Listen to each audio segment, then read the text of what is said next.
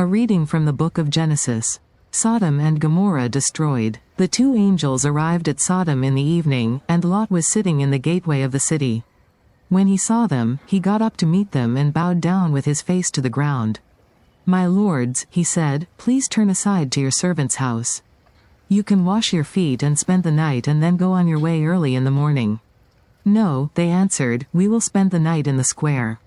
But he insisted so strongly that they did go with him and entered his house.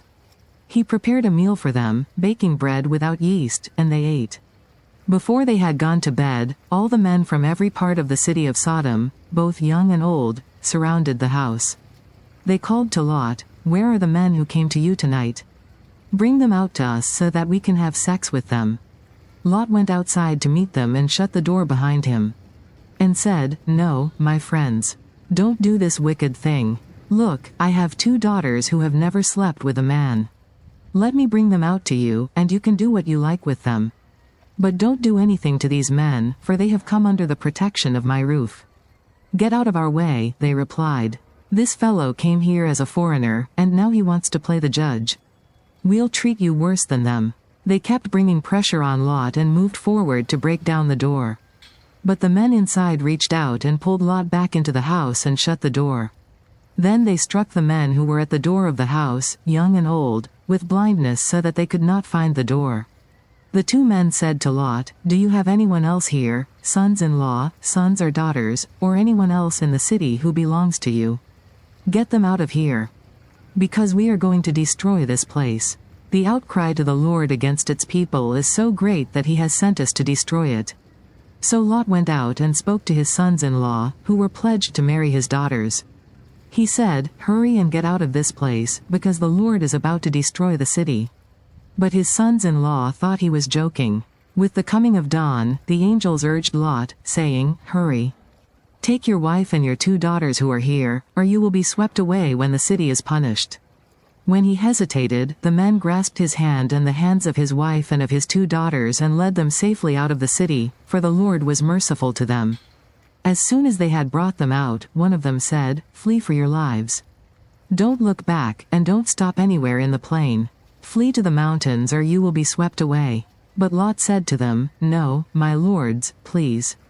Your servant has found favor in your eyes, and you have shown great kindness to me in sparing my life. But I can't flee to the mountains. This disaster will overtake me, and I'll die. Look, here is a town near enough to run to, and it is small. Let me flee to it. It is very small, isn't it? Then my life will be spared." He said to him, "Very well, I will grant this request too. I will not overthrow the town you speak of. But flee there quickly, because I cannot do anything until you reach it." That is why the town was called Zor. By the time Lot reached Zor, the sun had risen over the land. Then the Lord rained down burning sulfur on Sodom and Gomorrah, from the Lord out of the heavens.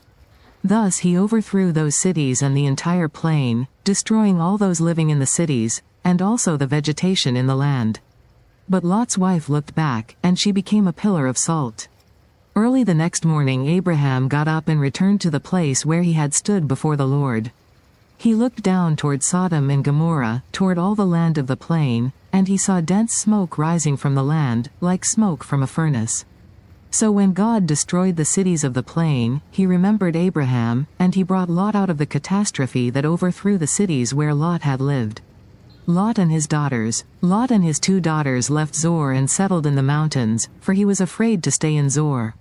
He and his 2 daughters lived in a cave. One day the older daughter said to the younger, "Our father is old, and there is no man around here to give us children, as is the custom all over the earth. Let's get our father to drink wine and then sleep with him and preserve our family line through our father." That night they got their father to drink wine, and the older daughter went in and slept with him. He was not aware of it when she lay down or when she got up. The next day the older daughter said to the younger, "Last night I slept with my father. Let's get him to drink wine again tonight, and you go in and sleep with him so we can preserve our family line through our father." So they got their father to drink wine that night also, and the younger daughter went in and slept with him.